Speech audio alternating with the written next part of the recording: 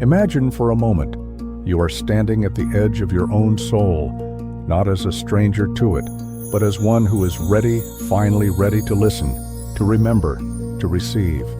The noise of the outer world softens. What remains is you, and a light within you that has never flickered, never faded, only waited.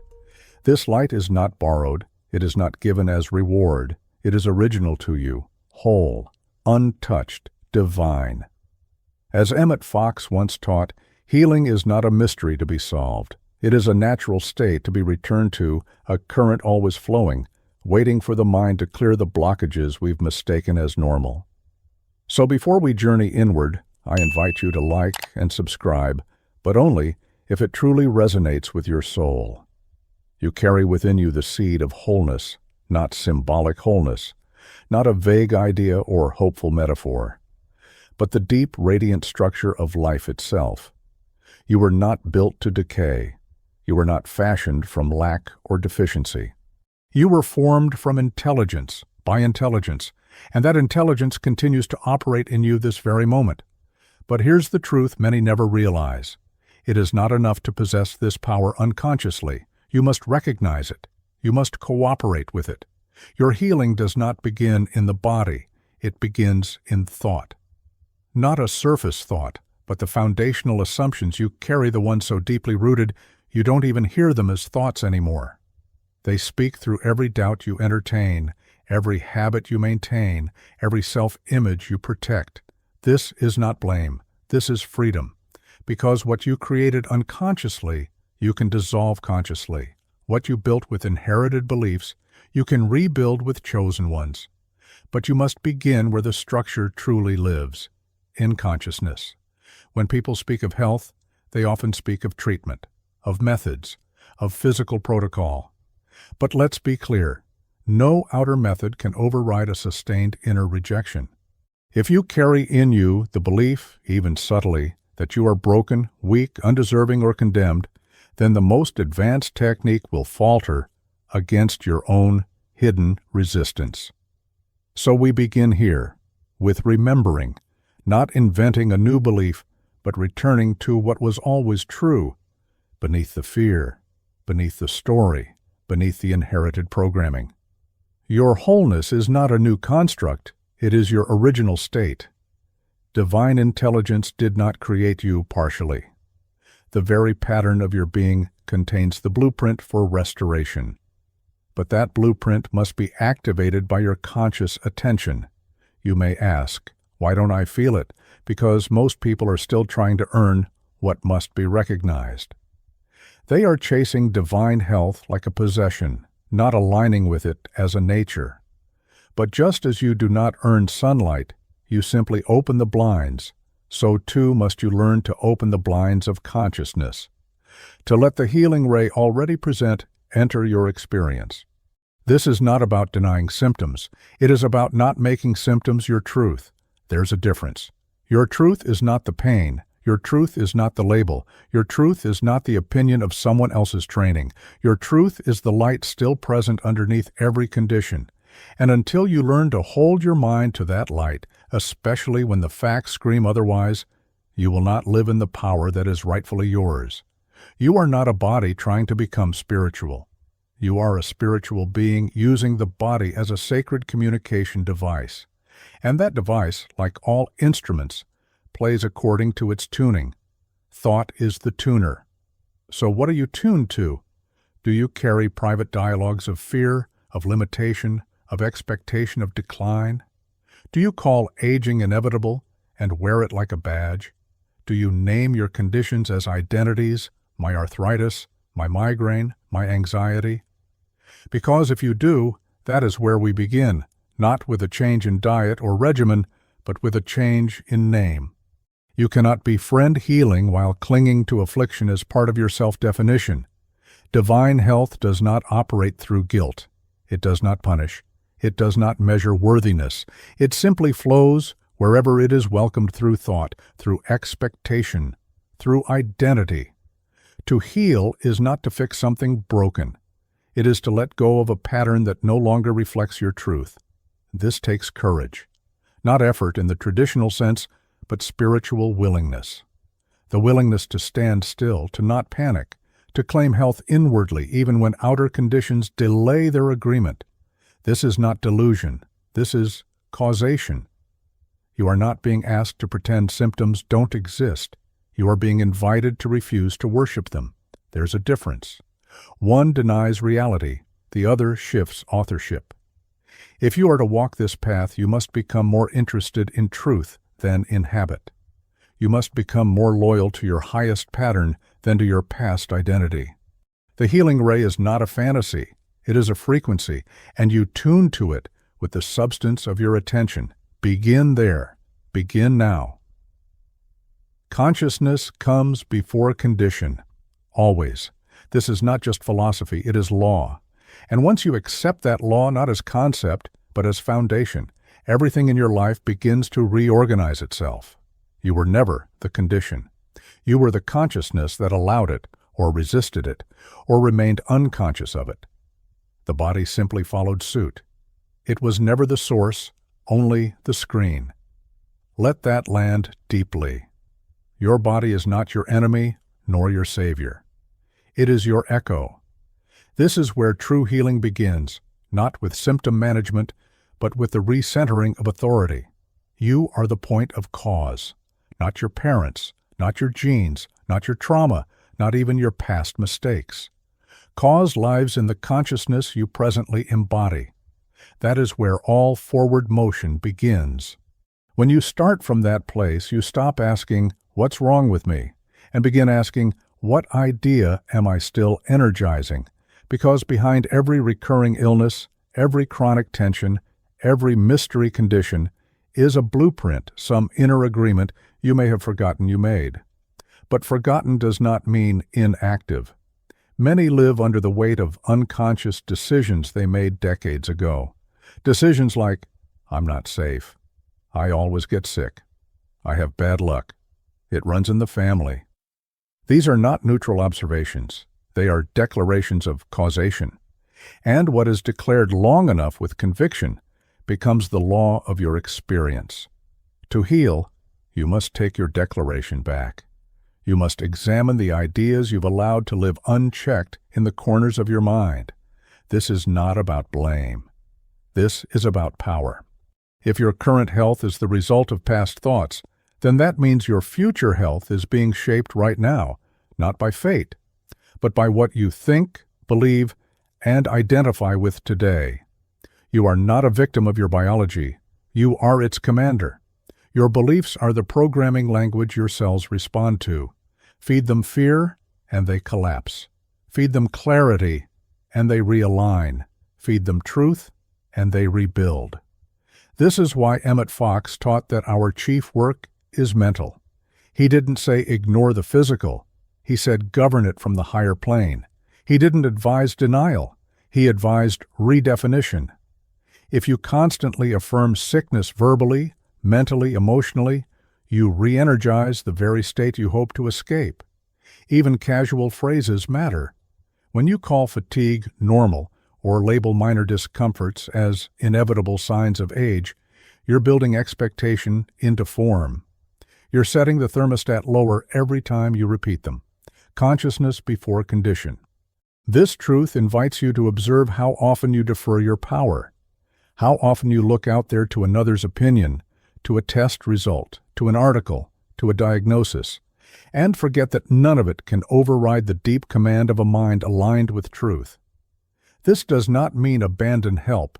It means partner with it consciously. Let every remedy be an extension of your internal alignment, not a substitute for it. Take the pill if it helps, but take it with a consciousness of mastery, not dependency. Undergo the treatment, but do it as one who knows who they are, not as one pleading for something to save them. Your belief, not the method, is what amplifies healing. This is why two people can receive the same treatment. One heals, one does not. It is not randomness. It is not luck. It is internal consent. The one who heals has, somewhere inside, said yes to life again. The one who resists may still be carrying the identity of the afflicted. And no treatment can dislodge what the soul has chosen to anchor. So look inward, not with judgment, but with curiosity. Where have you accepted decline as natural? Where have you agreed with inherited ideas of weakness? Where have you quietly decided that healing is for others, but not for you? And most importantly, where have you tied your identity to a condition? This is the root of so much stagnation. When you begin to derive attention, validation, or even a sense of belonging from your health challenges, a dangerous comfort sets in. The identity of the unwell becomes familiar, even necessary.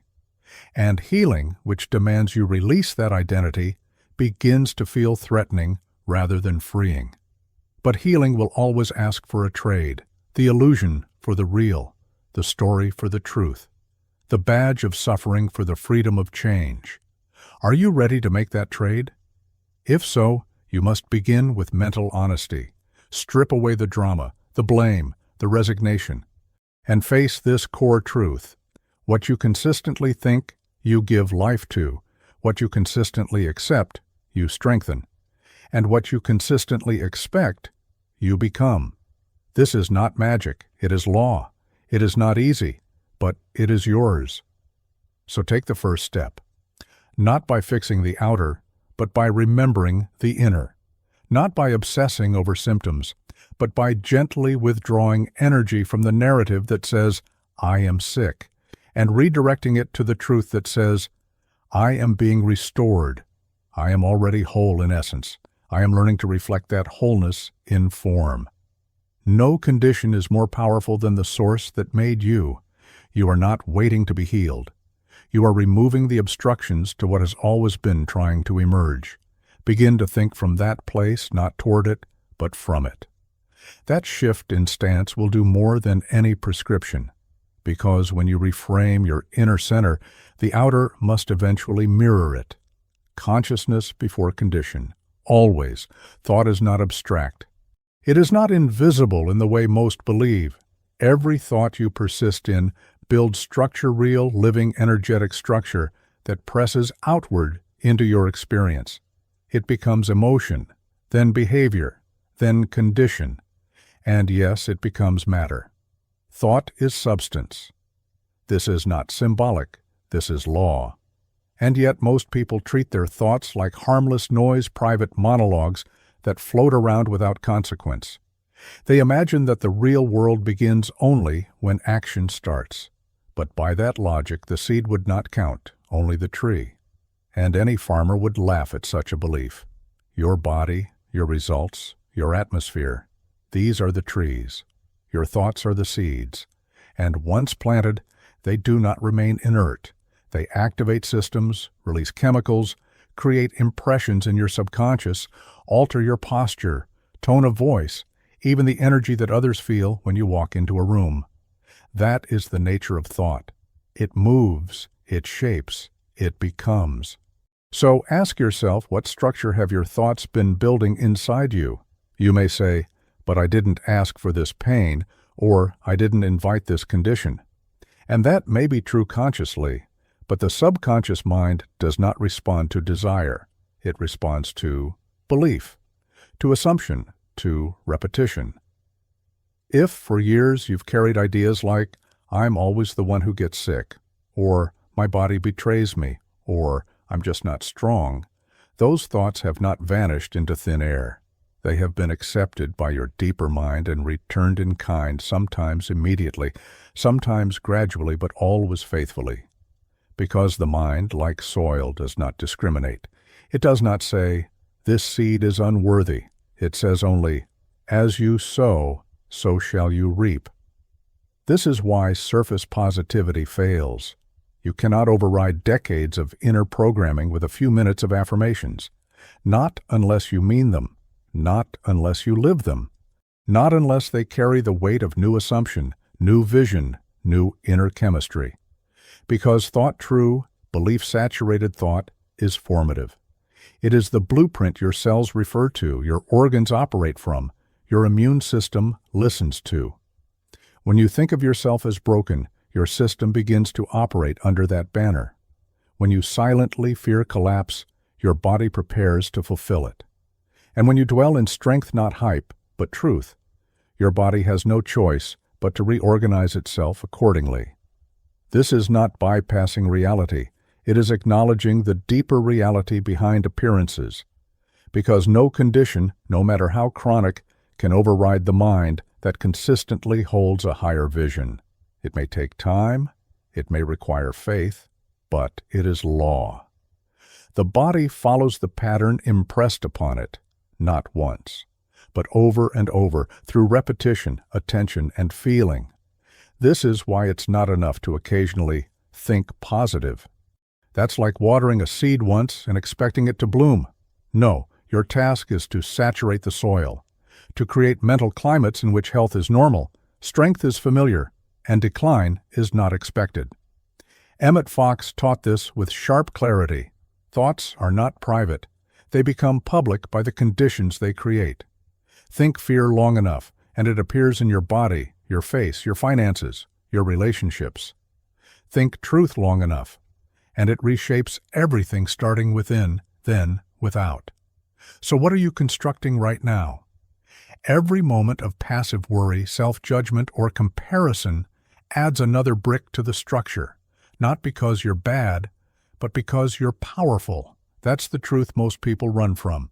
Not that they're weak, but that they're creating, even now, even when confused, even when hurting. This is why responsibility is sacred, not burdensome, because if you are the one creating, then you are the one who can change it, not by willpower, but by choosing better seeds, by refusing to let old thoughts go unquestioned, by inspecting every belief you inherited from parents, doctors, media, religion, and asking, is this truth or just repetition? That single question can liberate years of unconscious agreement. Because most of your suffering didn't begin with your decision. It began with quiet absorption. Someone said something once about your body, your limits, your worth, and you didn't know not to accept it. So it became part of your internal script. And now, every thought that matches it gets invited in automatically. Until now. Because now, you know that thought is substance, not theory, not sentiment. Substance. It is the invisible mold. And your physical world health included is the casting. This is why, when you change your dominant thought structure, symptoms may intensify at first. Not because you're failing, but because the old structure is collapsing. The body is detoxing not just food or stress, but belief. And that detox can feel like chaos, but it's not. It's birth. Stay with it. Do not panic when the old forms wobble. That is not the absence of healing. It is the evidence that healing has begun. Because when you start constructing new inner architecture, mental pictures of vitality, confidence, calm, and clarity, you are creating new blueprints for your system to follow. You are laying down new neural pathways, new vibrational commands, new instructions for life to follow. You may not feel it all at once, but the structure is forming, brick by brick, breath by breath, belief by belief. And just as no seed reveals its flower in the same instant it is planted, so too must you allow this process to unfold, not with pressure, but with trust. Not by begging, but by building. Not by trying harder, but by thinking clearer. That is your task. To know that every thought you think is doing something, building something, becoming something. Let it be truth, let it be life, let it be health. There is a quiet law always at work, often unnoticed, but absolutely faithful. It is called the law of mental equivalence. You live by it whether you understand it or not. Whatever image you consistently hold in your mind, whatever emotional tone you continue to feed, that image begins to shape your experience. The outer must match the inner, not out of magic, but out of necessity. This is not mere visualization. It's not about plastering over reality with artificial affirmations. It is about a deep vibrational alignment between what you accept as real and what you continue to live with. If you believe in your weakness more than you believe in your wholeness, then weakness will materialize not. because it's true, but because it's what you've built equivalence with. Mental equivalence means you cannot expect health while entertaining a sense of fragility. You cannot hold an image of disease and receive the experience of vitality. The law does not negotiate. It does not bend to surface desire while the deeper belief screams contradiction. You may say, "But I want to be well." Yes, of course. But do you believe that wellness is your nature? Do you feel it in your bones, not as a hope, but as a claim? Most people want health the way they want a prize handed to them.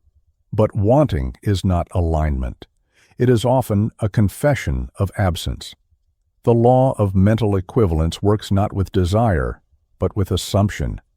To assume divine health is not to ignore pain, it is to see through it, not with delusion, but with authority. It is to know that every symptom is a surface echo of a deeper mental atmosphere, and atmospheres can be changed. You must begin to feel the state you wish to live in before it ever arrives, not to perform for the universe, not to trick the body, but because you cannot hold one image within and expect its opposite without. You cannot think lack and walk in abundance. You cannot hold bitterness and expect peace. You cannot hold an image of decline and ask your body to rise. There is a gap between what most people want and what they have mentally built. And until that gap is closed, the law cannot be violated. You will always receive what you are mentally equivalent to, not morally, not emotionally, but vibrationally. It is not punishment, it is symmetry. That truth is liberating if you're willing to stop lying to yourself. Because the truth is, many want to feel better, but refuse to release the image of themselves as the wounded one. That image brings sympathy. It brings identity. Sometimes it even brings control, but it does not bring healing. To be healed, you must be willing to die to that image. You must let go of the version of you that has found meaning in suffering, that has built a personality around being misunderstood, unseen, mistreated, broken. This is where the path becomes steep. Because here, the soul is confronted with its oldest addiction, the comfort of pain that has become familiar. There is something strangely deadening about this place, a numbness that settles in when you've been sick long enough, disappointed often enough, ignored deeply enough.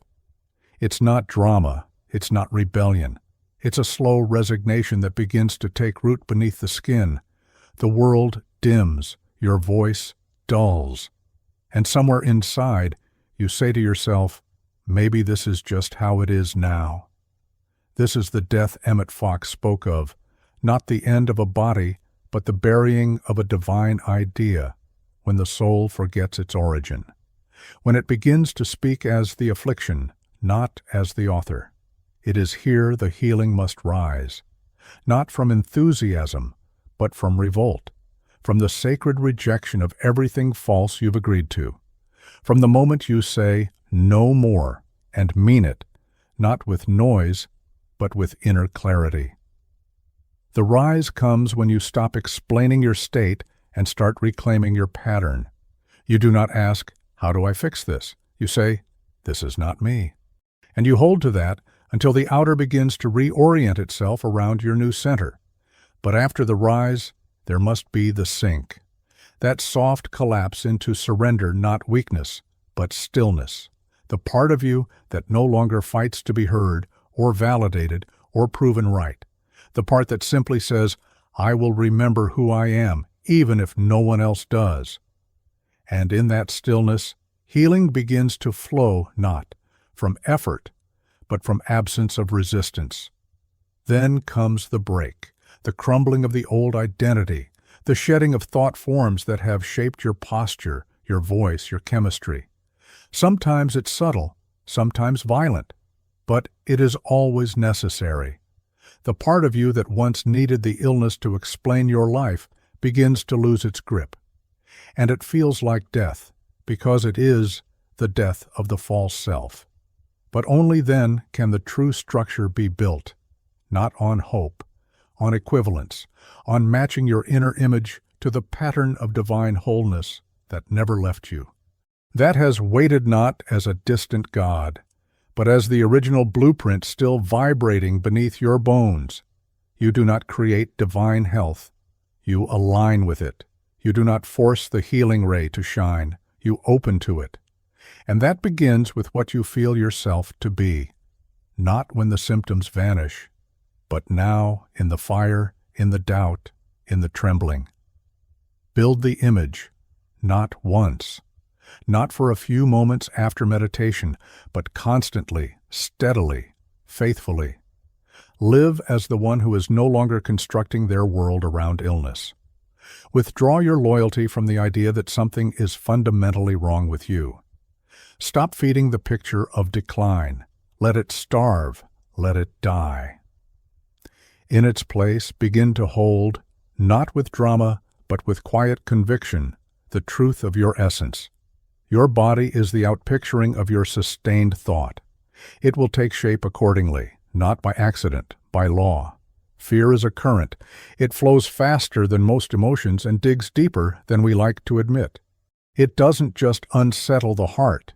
It whispers to the cells, disrupts their rhythm, shakes the immune system, and corrodes the body's harmony. It is not a feeling to brush off. It is a frequency that must be interrupted. Most people live in a state of low-grade fear and don't even recognize it. Not the obvious panic, but the subtle dread beneath the surface. The tension that comes when you read a health article and wonder if it applies to you. The tightening when a loved one coughs. The bracing before your annual checkup. The anxious way you scan your body, hoping not to find something out of place. That's the fear current. And left unchecked, it builds momentum. Fear doesn't wait for permission. It slides in through assumptions, through family narratives, through culture. That's just what happens when you get older. Everyone in our family has weak lungs. It's flu season, you better be careful. Harmless on the surface, but each one is a subtle anchor dropped into your consciousness, pulling you further from the truth of your invincibility.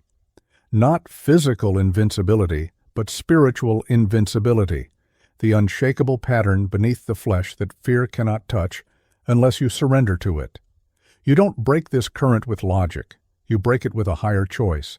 You interrupt fear by refusing to feed it, not by pretending it's not there, but by denying its authority. When fear says, "Watch out, this pain might be serious," you don't argue. You rise. You acknowledge, "Yes, that's one possibility, but it is not the one I am aligned with." That shift, subtle, internal, firm, can rewire the moment. This is not spiritual bravado. It is discipline. You are not ignoring reality. You are choosing which version of reality to agree with. The outer world is filled with facts, charts, trends. But your inner world is where causation lives. And if you allow fear to speak louder than faith, you will build your experience around its voice. Faith is not blind. It is targeted. It sees clearly the condition, but it places authority in the source behind the condition. It says, "Yes, I see this, but I choose to root myself in something deeper." That choice must be made again and again, especially when symptoms are loud, when delays are long, when evidence leans the other way. This is where most falter, not because they're weak, but because they expect faith to feel like certainty. It rarely does. Faith often walks in trembling, shoulders squared, but hands unsteady. It doesn't wait to be fearless. It steps in anyway. It says, "I don't feel healed, but I am still holding to the idea of wholeness." And that is the beginning of power. The great shift happens when you stop trying to overpower fear and instead render it irrelevant. You don't have to defeat it. You have to ignore its counsel. That requires maturity. Because fear is seductive, it offers control, vigilance, a sense of safety. But it taxes your system with a constant message. Something is wrong. That message becomes chemistry. Hormones spike, the nervous system fires, sleep breaks, digestion stalls. Your body is not malfunctioning. It's responding perfectly to the command, "We are not safe." And if you live in that command long enough, breakdown becomes the body's strategy for survival, not because it wants to harm you, but because it's trying to obey the picture you've given it. So give it a new picture. Start with stillness. Breathe slowly. Then speak inwardly, not loudly, not as performance, but with steady sincerity. Tell your system, "We are safe now. There is no enemy here. Life is with us." That moment alone begins to unravel the grip of fear. It's not about pretending. It's about refusing to co-author with panic. When you stop reacting to fear, you disarm it. It feeds on your response. It needs your racing thoughts, your what-ifs, your tension. Withdraw your energy, and it starves. You will feel it test you. That's natural. It will push to see if your new stance is real. Let it come. Let it knock. And then calmly, do not answer. Not with denial, but with presence. You become the one who is aware of fear, but not enrolled in it. That is spiritual adulthood. That is mastery. Healing cannot root in a mind gripped by chronic alarm. The soil must be softened. The current must be redirected. That doesn't mean you won't feel afraid. It means you no longer bow to it. You see it rise, and you remember who you are. Not a fragile body dodging fate, but a being of thought, principle, and life itself, choosing what to entertain, choosing what to energize, choosing what to make real. There will be moments when fear is loud, when symptoms flare, when old memories surface, when someone else's crisis triggers your own history. Those moments are not failure, they are invitations to pause, to reaffirm, to refuse to go back. And sometimes, after days of progress, fear sneaks in through a whisper. Don't get your hopes up. That voice feels protective. It isn't. It's the voice of old programming, of waiting for the other shoe to drop, of keeping yourself small to avoid disappointment. Let that voice speak, and then kindly close the door. You cannot heal while waiting to fail. You must begin to live as if wholeness is your ground, not your goal. And fear has no power where there is nothing left to prove. The current will try again, especially when you are tired or alone. It always looks for the opening, but each time you meet it with steadiness, it loses strength. Each time you choose your higher pattern over your lower reflex, you lay another brick in the foundation of health. You are not suppressing fear. You are transcending it, one moment at a time. And in that rising rhythm, choice over reaction, breath over panic, truth over illusion, healing becomes inevitable. You speak to your body even when you think you're silent. Every thought, every internal whisper, every private monologue becomes instruction. Your cells are not eavesdropping, they are listening. And not just once in a while, but continually.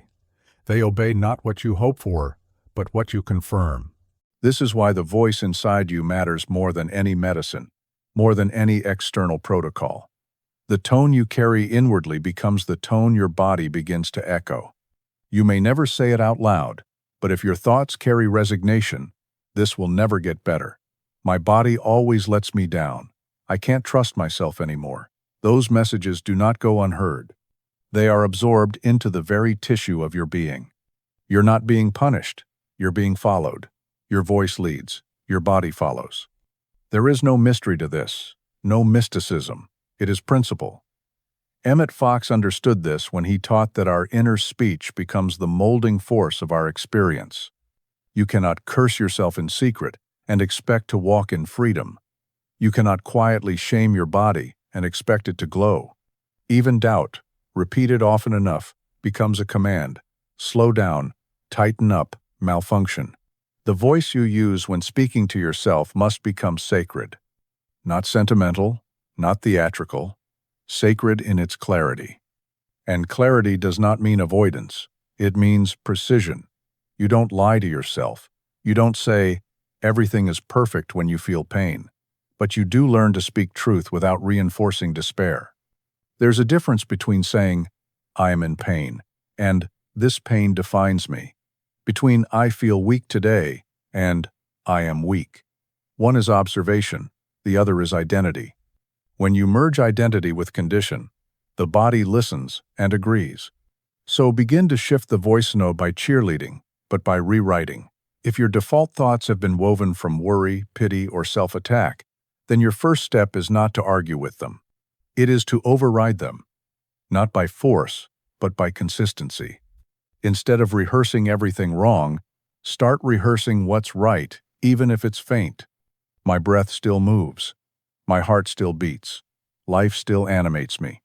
These are not affirmations for effect. They are acknowledgments of what is still true, even when everything else feels chaotic. And your body, hearing that stability, begins to respond. The shift is gradual. It's like turning a large ship. You might not notice the angle at first, but your words are the rudder. Where you turn them, the vessel will follow, slowly, then suddenly. But here's what few admit. Most people don't realize how harshly they've been speaking to themselves. The voice has grown so familiar, it sounds like common sense. When you say, "I can't handle this," or "I always mess this up," or "What's wrong with me?" you don't hear an attack. You hear normal thought. But your body does not care about your normalization. It obeys the energy beneath the words. So, let's be honest. Have you been giving your body mixed signals, asking it to heal while quietly resenting it, wishing it would perform while also punishing it for past failures? That's not discipline. That's fragmentation. And fragmentation always leads to breakdown. To heal, you must become of one voice. A single, clear voice that speaks with dignity even when you're afraid. Even when you're tired, especially when you're tired. Your tone must become more important than your frustration. Because that tone is not just emotional. It is chemical. It becomes the environment your organs operate in. Your voice becomes their weather system. Start speaking like someone who remembers that the body is an ally, not a battlefield. This does not mean bypass the pain. It means recognize who you are in the middle of it. When you're hurting, instead of defaulting to, "I can't do this," speak with steadiness. "This is intense, but I remain connected to life." You are not denying anything. You are defining yourself at a deeper level than the condition. Even when the body is faltering, your identity does not need to follow. There is a stillness that begins to develop when you speak with self-trust. Not self-convincing, but self-trust. You stop arguing with your experience, and instead begin instructing it. Gently, calmly, firmly. "I am safe now. This discomfort is not forever. My body wants to heal and I will speak to it as such." You don't need to shout this into a mirror. You just need to carry it with you as a private tone, like a musician humming a melody under their breath. Eventually, that melody becomes habit, and that habit becomes form. There is a turning point in every healing process when the voice changes. It no longer waits for evidence. It no longer speaks from history. It begins to speak from the design, from the spiritual pattern of life, which never deteriorates and never punishes. When that voice becomes consistent, the body begins to listen with new ears. Even if it takes time to reflect externally, the inner architecture has already shifted, and that is what matters. Because once the new voice is in place, the old one cannot sustain its influence. It may try to resurface, but it no longer commands authority. You are not here to manage symptoms. You are here to reestablish dominion not by force, but by sound, by the sound of your own inward word returning to truth. So speak not to impress, but to instruct, not to perform, but to align, not with hope, but with knowing. Your voice is sacred. Let it build. Forgiveness is not a virtue. It is a purification system. Without it, the soul clogs, the mind tightens, and the body suffers not because you are being judged, but because you are holding on to static that was never yours to carry. Healing cannot happen in a system choked by resentment. Not because resentment is morally wrong, but because it constricts flow. Imagine trying to draw clean water through pipes rusted with old anger. The blockage doesn't need to be dramatic. It can be quiet, long-standing, even justified, but it is still a blockage. You may not see the connection at first. You may say, "What does my grudge against them have to do with this pain in my chest?" But the body does not separate your emotional story from its physical expression. It stores it, translates it, adapts around it, and eventually reflects it. Forgiveness is not a favor you grant to others. It's a release you give to yourself, a command to your system. We are done carrying what weighs us down. We are done identifying as the injured party. We are done poisoning the bloodstream with ancient tension that was never metabolized. That release is not soft, it is powerful. It begins not with feeling good about what happened, but with choosing to stop rehearsing it, not to forget but to detach, to sever the identity of the one who was hurt from the self you are building now. Many hold on to pain because it keeps the story intact, and the story becomes a kind of anchor. This is why I am like this. It can even become a form of belonging, a way to remain in community with others who were also wounded. But these ties, however understandable, must be cut if healing is to root, because you cannot move into divine health while clinging to a narrative of injury. You can't affirm wholeness while secretly affirming guilt, yours or theirs. One cancels the other. Emmet Fox taught that resentment is spiritual poison, that no matter how justified, it obstructs the action of divine life, not as punishment, but as principle. If you feed the vibration of judgment, you invite constriction. If you withdraw from it, you make space for flow. It is never about the person you're forgiving, it's about the channel you're clearing. You may never see them again, they may never change, but you will. Because forgiveness breaks your contract with their energy. It says, "I am done making you a central figure in my chemistry." Some don't forgive because they fear it makes them weak. But real forgiveness is strength. It takes strength to not retaliate in thought, to not carry the same inner movie day after day. To say, "I remember what happened, but I refuse to let it define my identity." You may need to forgive yourself too. Not in the performative sense, but in the cellular one. The quiet grief you've carried over past decisions. The shame that simmers under the surface, disguised as perfectionism or hesitation. That voice that says, "If I had been better, none of this would have happened." That voice must be released. Because shame is another kind of block. It makes you small, makes you cautious. And cautious people rarely open enough to receive healing fully. Not because they don't deserve it, but because they're still punishing themselves for the past. You must come to a moment where you say, "I did the best I could, with the light I had at the time. And now, I choose to walk forward, not with guilt, with guidance." This is not absolution, this is evolution. The body wants to heal. But if the dominant tone of your thoughts is blame, whether toward yourself or others, then your system remains in defense mode, tight, guarded. And healing cannot pour into a guarded system. It needs space, surrender, openness. This is why, sometimes, the illness lingers not because the body is broken, but because the soul is still closed. Closed by bitterness, by fear, by unprocessed grief. Forgiveness opens the windows. It says, "We are not denying the past. We are releasing it, because I am not that anymore. I do not need to relive it to prove I survived. I do not need to carry it to be strong." And in that opening, something breathes again.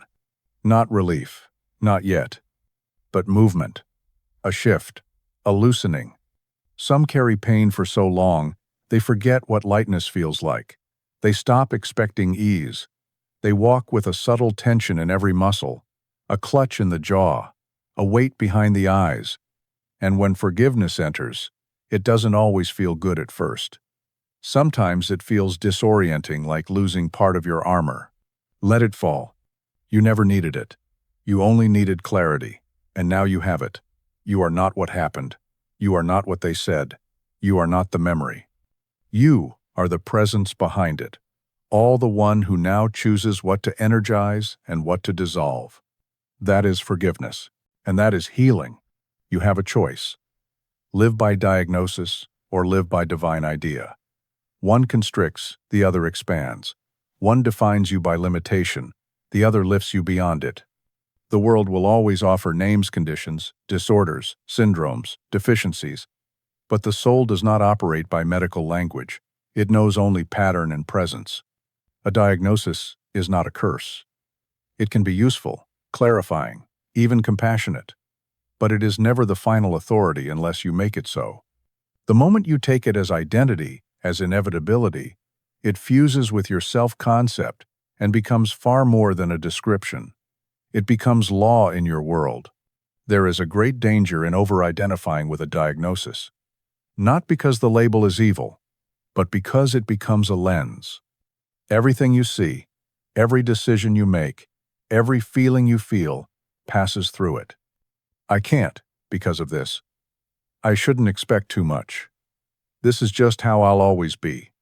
These thoughts feel reasonable, even responsible, but they are not truth. They are conclusions drawn from patterns, not from principle. Divine ideas are different. They are not invented. They are remembered. You do not create the idea of wholeness. You uncover it. You align with it. You begin to live in accordance with it through thought, through feeling, through expectation, and in doing so, you let it work through you. Every diagnosis is rooted in observation. It names what has been, what is, or what might come. Divine ideas name what is always true, regardless of appearances. One may say, "You are ill." The other says, "You are whole in essence." Now learning to reflect that wholeness in form, which you build upon, is your choice, and your outcome will reflect that choice. This is not rebellion against doctors or medicine. It is recentering your authority. You are the one who interprets what you're told. You are the one who decides how much weight a label carries. And if you place more faith in the diagnosis than in the pattern of life itself, then the diagnosis becomes prophecy. The body is a reflection of consciousness, and consciousness thrives on the ideas you consistently dwell on. If you live in fear of a condition, that fear shapes your posture, your breath, your chemistry. If you affirm life not loudly, not desperately, but consistently, you begin to offer your system a new message. We are not collapsing, we are reorganizing. What you call a disease may, in spiritual terms, be a message, something trying to redirect you to a higher path of thought. Not a punishment, not a flaw, a nudge, a prompt. A break in momentum so that you might finally question what you've been assuming about yourself. But if you only see the disease, you miss the invitation. Divine ideas are not just lofty concepts. They are the blueprints behind all healing. Wholeness, balance, vitality, peace. These are not moods. They are the original coding of life. And every moment you turn your mind toward them, even silently, you begin to allow them to shape your form. A diagnosis may tell you that certain things are no longer possible, but divine idea reminds you that life is not confined by precedent. The body is plastic, not fixed. It responds not just to treatment, but to meaning. If you hold the meaning of, "I am broken," you get one kind of response. If you hold the meaning, "I am reorganizing around truth," you get another. That meaning is your medicine. So, ask yourself, have you built an altar to your condition? Have you begun to shape your identity around being the one who copes, the one who adjusts, the one who never quite recovers? This isn't weakness. It's familiar. It's what society often affirms. Be realistic. But realism based only on the past is not realism. It is repetition. You are not here to repeat the past. You are here to realign with something higher. Divine health is not a reward. It is your original setting.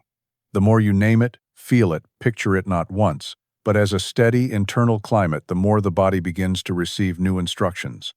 Not because you forced it, but because you stopped reinforcing the old ones. This requires vigilance. You will be tempted to return to the label, to define yourself by it, to explain everything through it. It's my condition. It's my fatigue. It's just what happens with this diagnosis. But those are not neutral words. They are agreements. You don't need to deny what has been observed. You simply refuse to worship it. That refusal is power. Quiet, resolute power. You begin to say inwardly, "That may have been the name I was given, but it is not the name I answer to, because deep within you is the unchanging image of wholeness. Not perfect in the sense of flawless but intact, undamaged at the root, waiting to be revealed through your agreement. And if you start living from that agreement, not just when things feel good, but especially when they don't, then that divine idea begins to take on flesh. It begins to show up in ways you didn't expect: less tension, quicker recovery, clearer thinking, softer emotion. Not overnight, but absolutely, if you persist. The body does not need miracles. It needs better instructions. And divine ideas provide them. Hold to what is true, even when the facts contradict. Not blindly, not foolishly, but faithfully. Because the idea of wholeness cannot be destroyed. It can only be forgotten. And now, you remember. The healing ray is not something you must summon. It is always here, always flowing, always present. It does not waver based on your merit. It does not withhold itself based on your past. It waits for agreement, nothing more. Most people live as if they are separate from it, waiting for some cosmic permission to feel better, to be restored. But the healing ray is not a reward. It is law. It moves through the universe like light through glass where the mind is clear. It pours in without resistance. Where the mind is clouded, it refracts, distorts, delays. Not because it is weak, but because you have not yet tuned yourself to its tone. You do not need to make it stronger. You need to become still enough to receive it. And that stillness is not the absence of thought. It is the end of inner war. That moment when you stop trying to deserve health and begin to consent to it. That shift, simple as it sounds, is everything. Because while effort is useful in many areas, the healing ray does not respond to strain. It responds to harmony, to alignment. This means letting go of inner contradiction, wanting to be well while believing you're cursed, affirming life while quietly expecting relapse, speaking truth but thinking defeat. These are not moral failures. They are simply misaligned frequencies. The healing ray cannot override a system at odds with itself. You must come into coherence. Not perfection, coherence. When your thoughts, feelings, and images begin to support each other, when you are no longer split between hope and fear, longing and resignation, then the ray finds entrance. Not because it was ever absent, but because you finally opened the door. This is why some experience spontaneous healing, not because they are chosen, but because they momentarily forget their resistance. Something breaks through, a wave of surrender, a moment of deep knowing, a dream that shakes them, a line from a book that collapses the old structure. And suddenly their system relaxes. They stop gripping the pain. They stop trying to bargain. And in that quiet, the ray floods in. But you don't need drama to open. You need consistency, a day-by-day refusal to collapse into the old story. A steady turning of the mind, not violently but faithful toward the truth that health is not far. It is here, waiting, asking only for resonance. This means you must let go of the idea that healing comes from outside. Treatments help, therapies support. But true restoration is never imposed. It is allowed. You give it access by the quality of your attention. Are you focused on illness? Then illness expands. Are you focused on life? Then life responds. The healing ray is not emotional. It does not prefer. It does not punish. It simply reflects. Whatever tone you carry inwardly, it amplifies. That is its nature, pure spiritual electricity, intensifying what you bring to it. So bring it clarity. Bring it honesty. If your heart is afraid, say so. If your thoughts are scattered, gather them gently. If your belief is small, don't pretend it's grand-just. Make it sincere. The healing ray does not require performance. It requires participation. Participation means staying engaged, even when you feel nothing, even when the condition persists, even when the world says, be realistic. You do not argue. You do not dramatize. You return, again and again, to the tone of truth. That return is a kind of music, a spiritual hum beneath your daily life. You learn to think from health, walk as health, speak like one who no longer flinches when the old symptoms knock. You become a tuning fork for what is already flowing. It does not matter how long you've been ill. That's history. The ray does not consult your file. It moves where it is welcomed. And welcome is not words, it is mental consent. The soul saying, I am ready to live differently now. I release the need for this story. I align with what is. That alignment is not passive. It is not resignation. It is powerful agreement. It says, I remember who I am. Because, beneath every condition, there is a consciousness that created space for it, not always knowingly, often innocently, through fear, through grief, through old self-images, never questioned. But if you built the space, you can clear it. You can light it up from within, and the healing ray will do the rest. It will not argue with you. It will not prove itself. It will simply flow where the atmosphere permits. You do not need to understand every detail. You do not need to see results immediately. You only need to stop withholding your agreement. Say yes. Internally. Repeatedly. Even when doubt whispers. The ray is here. Not tomorrow. Not when you finally get it right. Now. Always now. Imagination is not fantasy. It is spiritual architecture. It is the unseen tool by which you form the atmosphere of your reality.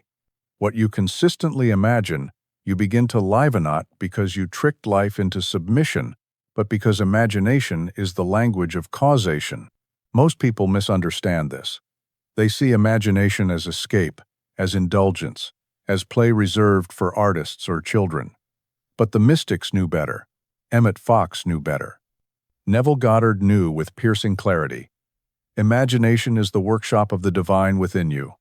Every image you sustain in the silence of your mind becomes instruction to your system, not always instantly, not always dramatically, but with perfect faithfulness. The body listens, the world arranges, the subconscious adjusts. And eventually, life begins to mirror what you have held in that secret space. You already do this constantly. The problem is not that you lack imagination, it's that you use it in reverse. You replay what you don't want. You rehearse the worst-case scenario. You mentally revisit arguments, symptoms, rejections. You imagine pain returning. You picture disappointment before it arrives. That is imagination too. Misused. So what if you turned it? Not toward hope, but toward design. What if, instead of using your mind to anticipate collapse, you used it to construct wholeness? Not fantasy design. Begin by selecting an image, not just of your body healed, but of yourself as wholeness. See yourself walking not heroically but freely. Hear yourself laughing not forced, but clean, open. Picture your hands moving without stiffness, your breath flowing without tension, not for motivation but for instruction. You are not visualizing to manifest. You are remembering your blueprint and feeding it the attention it needs to emerge. This requires more than a passing wish. It demands repetition, not mechanical, but alive. You don't build a new internal structure with a few minutes of vague daydreaming. You must return to it often. Feed it with detail. Let it feel natural, even mundane. Don't try to make it perfect. Just make it yours. Imagine what it feels like to move through a day without pain, not with theatrical gratitude, but with quiet normalcy. Imagine waking without dread, sitting without calculation, standing without hesitation. These are not fantasies. These are patterns you're rebuilding through the steady, faithful use of your inner sight. And the body, over time, begins to follow. Not because imagination bypasses biology, but because biology responds to what you believe to be real. When the image becomes familiar, the system begins to prepare for its arrival. Hormones shift, muscles soften, thought patterns rearrange. Healing is not imposed, it is permitted. But you must remain alert to the old images, the familiar pictures of weakness, collapse, isolation. They will try to re-enter, often unnoticed, through memory, through headlines, through conversation. Each time they return, you have a choice: entertain them or replace them. This is not denial, it is refinement. Imagination used correctly is not about pretending nothing's wrong. It is about keeping your attention anchored to the solution rather than the problem. Not in panic, not in urgency, but with calm loyalty to what is higher. It's easy to let imagination drift, to use it unconsciously. That's why it must become a practice seno, a ritual, but a rhythm. A daily return to the place within where you are already whole, already clear, already walking in alignment with the pattern of life. You are not making this up. You are letting it come through. Some will say, but isn't that lying to myself? Number lying is when you deny what's real. This is choosing to feed what's more real than the symptom, the deeper truth, the timeless pattern, the divine idea. Because every symptom is temporary, but every divine idea is permanent. When you align your inner images with those ideas, health, freedom, harmony, you begin to participate in their expression. You stop chasing health and start reflecting it. And the chase ends. The panic dissolves. You're not begging the body to cooperate, you're instructing it through love. Imagination is not performance, it's collaboration. You and the divine, forming thought into flesh, breath into movement, idea into experience, quietly, steadily, faithfully. So go back, again and again, not to push, not to beg, but to remember, to rehearse, to dwell, until the new image becomes more familiar than the old one, until the body no longer needs convincing, until it simply follows your lead. There is a subtle arrogance in pleading for what has already been given. It may look like humility on the surface, hands folded, voice trembling, heart aching, but beneath that posture is a silent statement. I do not believe I am allowed to receive. And so you beg, you wait, you hope, but you do not receive. To receive divine health is not to demand, it is to agree. It is not to cry for a miracle. It is to recognize the system of law already in place and step into alignment with it. Life does not withhold. You withhold. Through disbelief, through inherited guilt, through the unexamined idea that you must somehow suffer enough to qualify. You have nothing to prove, and yet, without alignment, nothing flows. This is where so many break down. They turn health into a spiritual negotiation. If I become good enough, spiritual enough, if I clear enough trauma, if I say the right affirmations in the right tone, maybe then I'll be worthy. But worthiness is not a prerequisite for healing. Agreement is. And agreement begins by understanding that divine health is not a prize. It is your native pattern, not always reflected in your body, not always felt, but present in the blueprint of your being, waiting for your mental consent to express. You cannot receive what you do not allow. And allowance is not passive, it is precise. It's the quiet act of letting go of the inner resistance that says, I don't deserve this yet. That resistance might have been taught to you. It might be buried under years of doctrine, culture, pain. But no matter how deeply rooted, it must be released. Receiving is not laziness. It is the most intimate act of cooperation. It is when the mind and body stop fighting for control and begin working as instruments for what already is. The question is not whether divine health exists. The question is whether you will allow yourself to operate at its frequency. That frequency is not measured in sound or science. It is measured in tone, your internal tone, how you speak to yourself, how you think about your body, whether you treat health as possible, probable, or impossible. Some claim they're open to healing, but their inner climate says otherwise. They rehearse collapse. They scan their body for signs of failure. They quote the diagnosis like gospel. They wait for evidence before allowing relief. But receiving doesn't wait for proof. It creates it. You must begin to think and act as one who has already been touched by the healing ray. Not to trick the body, but to instruct it. Not to fake belief, but to live from the part of you that knows deep down, beneath the worry that life does not forget its own design. And that design is health. Not immunity from discomfort, not escape from the laws of nature, but harmony, efficiency, resilience, the capacity to restore and realign. You don't beg the sun to rise, you open the curtains. You don't scream at a flower to bloom, you give it the right conditions. So too with health. You don't command it, you cooperate with it, you listen, you soften. You adjust your internal setting from lack to sufficiency. This shift is quiet. It may not feel powerful at first. It may feel like nothing. But that is the nature of true change. It doesn't always come with fireworks. It comes with a deep, steady yes. The kind of yes that doesn't require drama to stay consistent. You may still feel pain. You may still wobble. That does not mean you're failing. It means the process is real. It means old programming is being challenged. It means you are stepping out of a structure that said healing must be earned and into one that says healing is the return to what already is. Every time you choose to feel the presence of health, before it shows itself, you anchor that frequency more deeply. Every time you treat your body as trustworthy, your body begins to respond. Not overnight, not always dramatically, but faithfully. Because what you allow grows. So let health in, not once, but as a daily rhythm, a silent agreement. Today, I let go of proving. Today, I align. Today, I receive not as a beggar, but as a rightful heir to the life that made me. This is not spiritual entitlement. This is spiritual clarity. The healing ray has no favorites. It does not visit the chosen.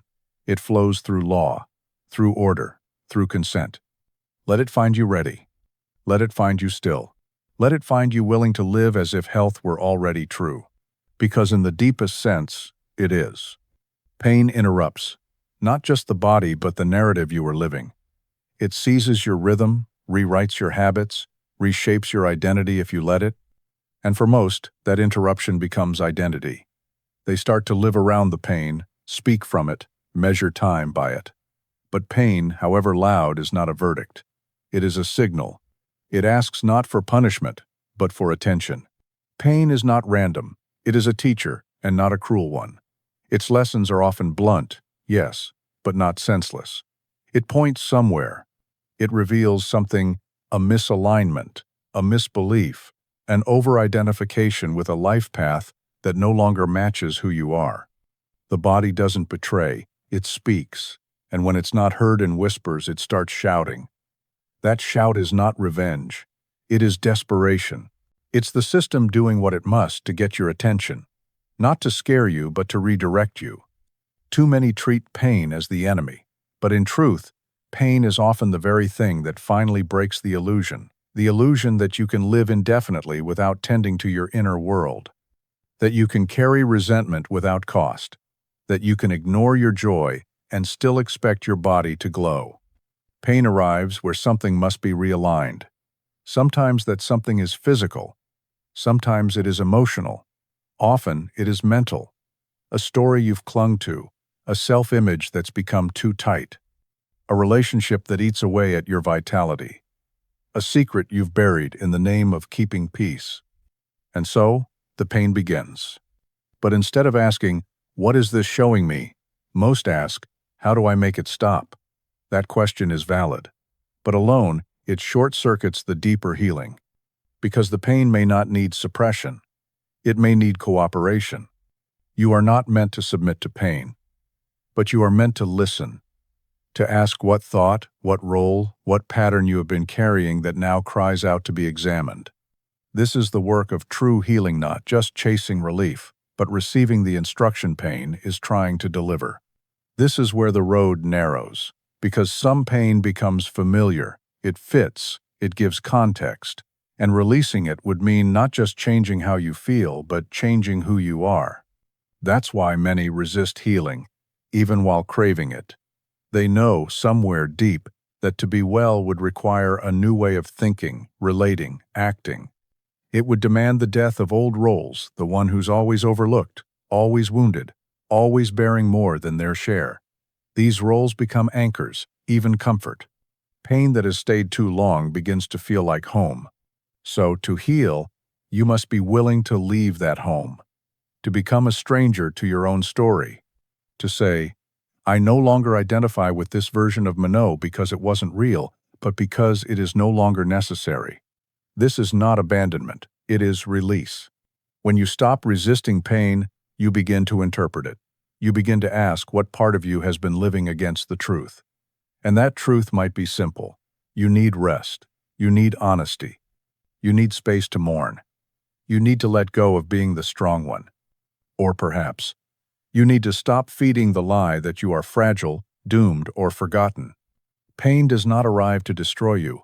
It arrives to rescue you from the parts of yourself that have gone numb. It breaks what needed breaking. It slows what was moving too fast. It isolates what needed your presence. It does not seek to punish.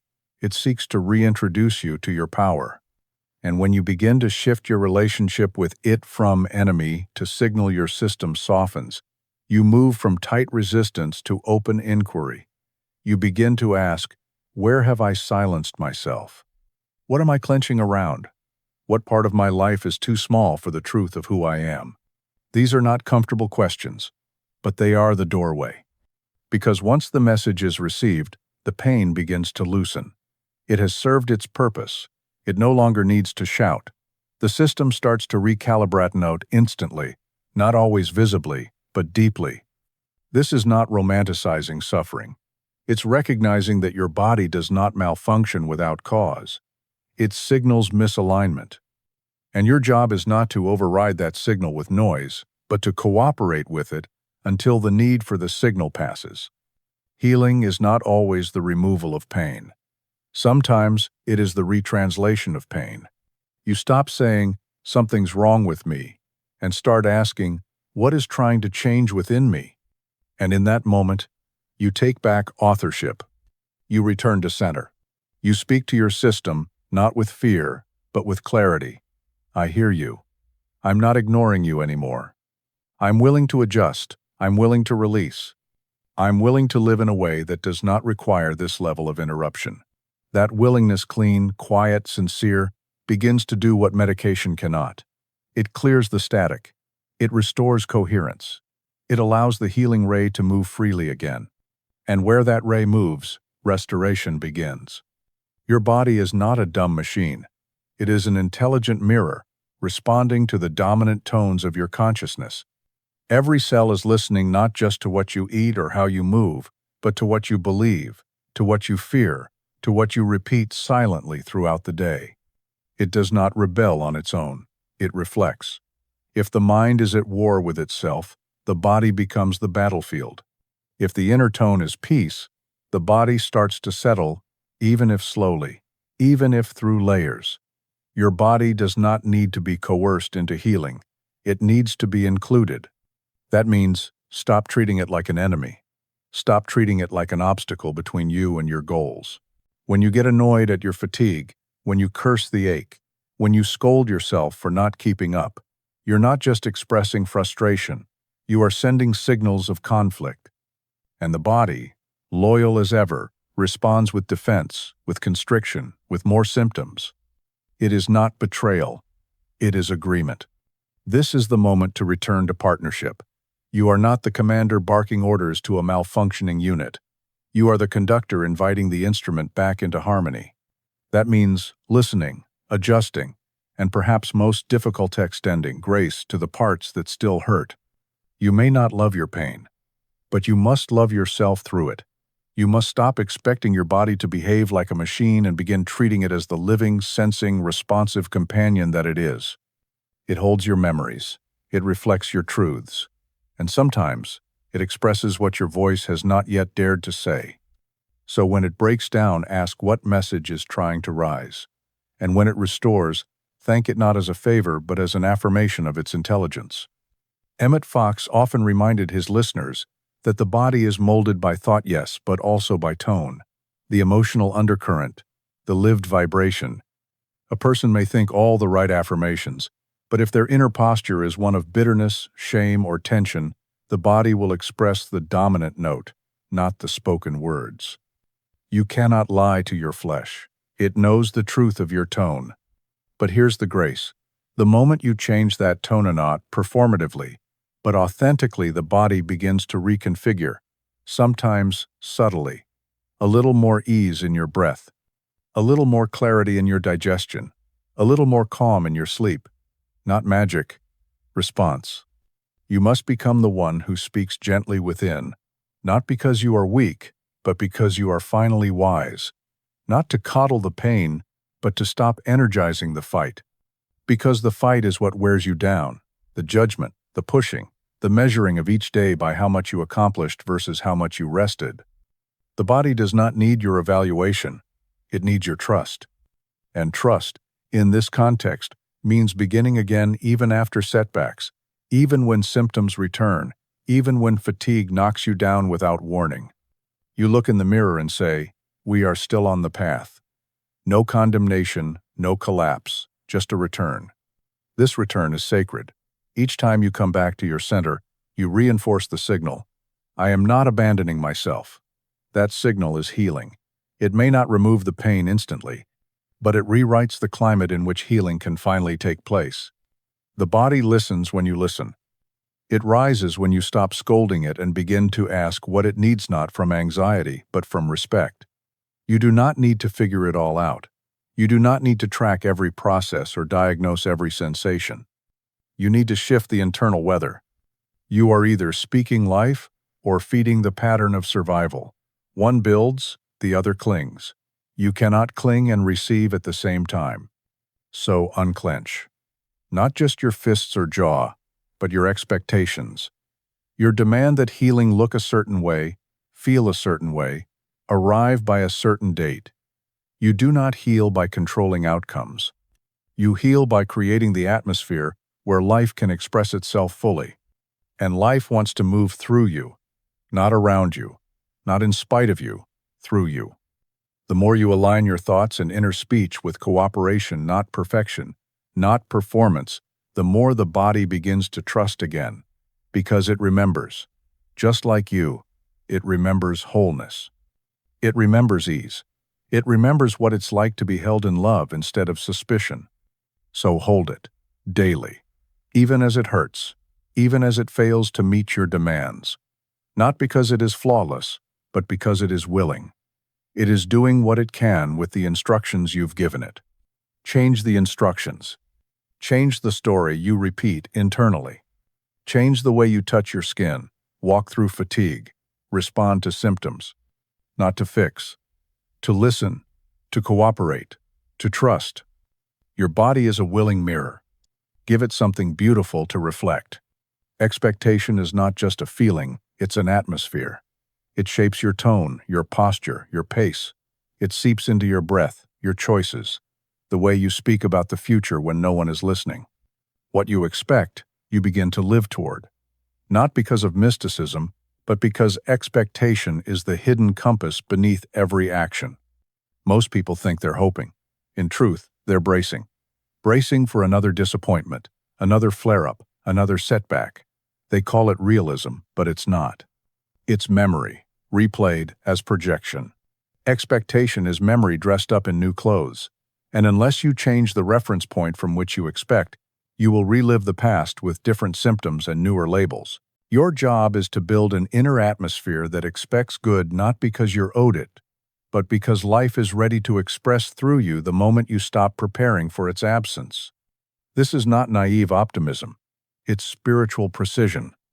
To live in expectancy is to cultivate a steady willingness to receive, not just when you're inspired, not just when the test results come back clean, but daily, moment to moment, breathing into the truth. Health is near. It is not a stranger to me. This tone must become your default not through force, but through saturation.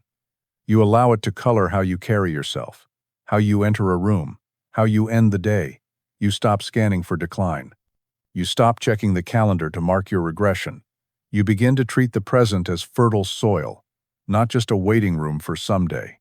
What you expect with conviction, you begin to magnetize, not always on your schedule, not always through your preferred means, but always faithfully.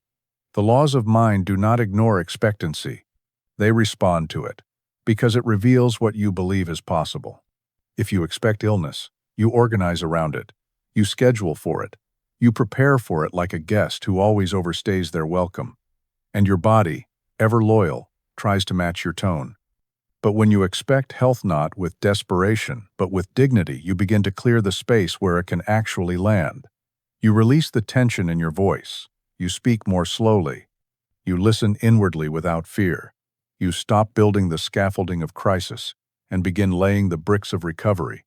This is a sacred shift, one you may need to choose repeatedly, especially on days when nothing changes, especially when you wake up and the symptoms still knock at the same door.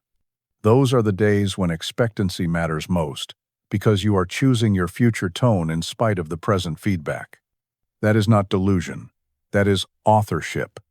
You don't deny what you see, but you refuse to treat it as permanent. You say inwardly, "This is today, but it is not the law of my being." And in doing so, you keep your mental sky open. You don't crowd it with forecast after forecast of what could go wrong. You let the weather shift. You expect warmth, even while it's raining. This internal climate does something to the body. It softens it. It signals safety. It begins to interrupt the cortisol cycle that's been running unchecked. The muscles uncoil. The breath finds rhythm.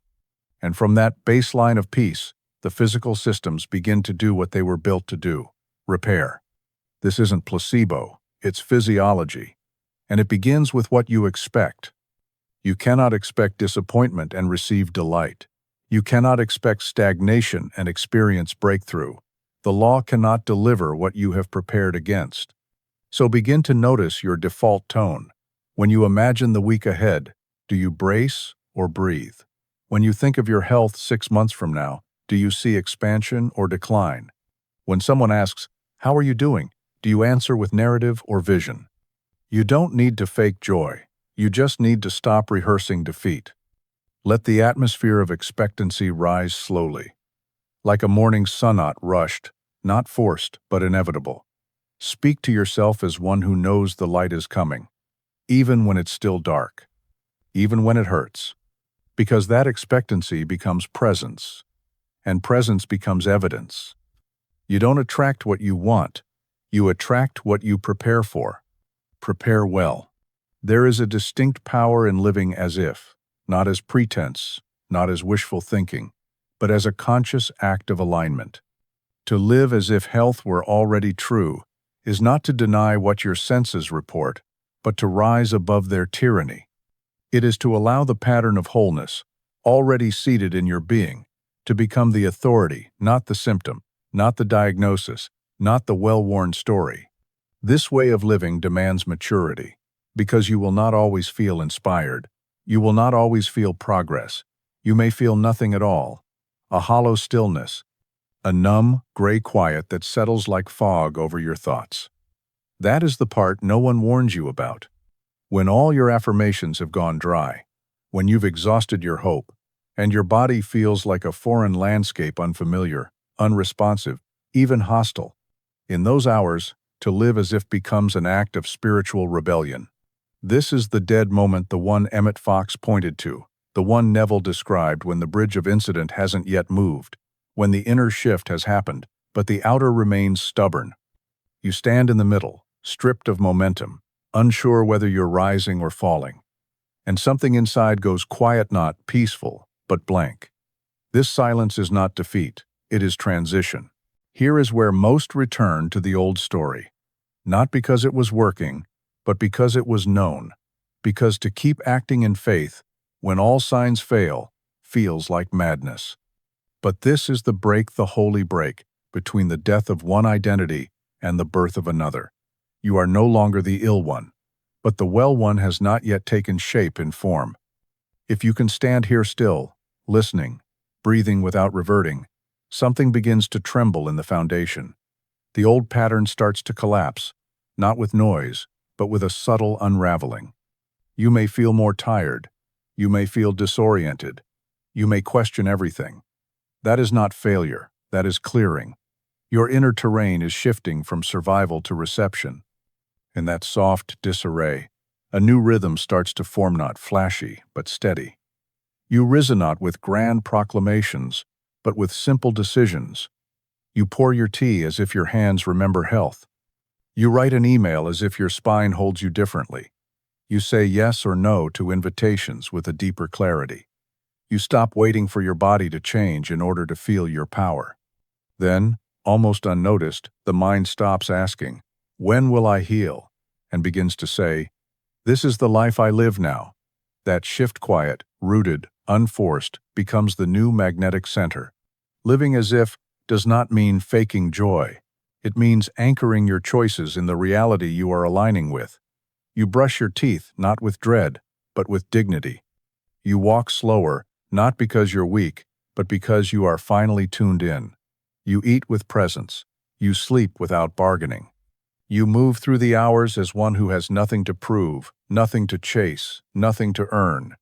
This tone builds power, not external power, but internal weight. People begin to notice something different, not in your speech, but in your stillness. Not in your achievements, but in the absence of strain. You're no longer performing for recovery. You are inhabiting the truth before it has caught up to your senses. The final stage of healing is not marked by a dramatic disappearance of symptoms. It is marked by a disappearance of obsession. The illness no longer orients your day.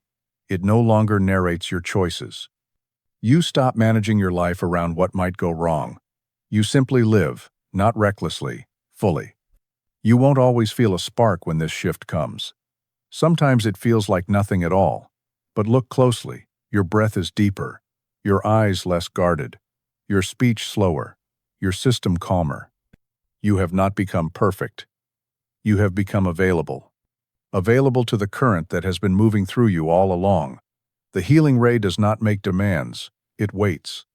And now, finally, you have stopped arguing. You have stopped scanning. You have stopped proving. Now, you are ready. Take a moment, wherever you are, and feel the quiet that now fills the space. This is not the silence of emptiness. This is the stillness that follows return. Your body may still be healing. Your mind may still have questions, but the pattern has shifted. The tone has changed. You have come home to something within you that never needed fixing, only remembering.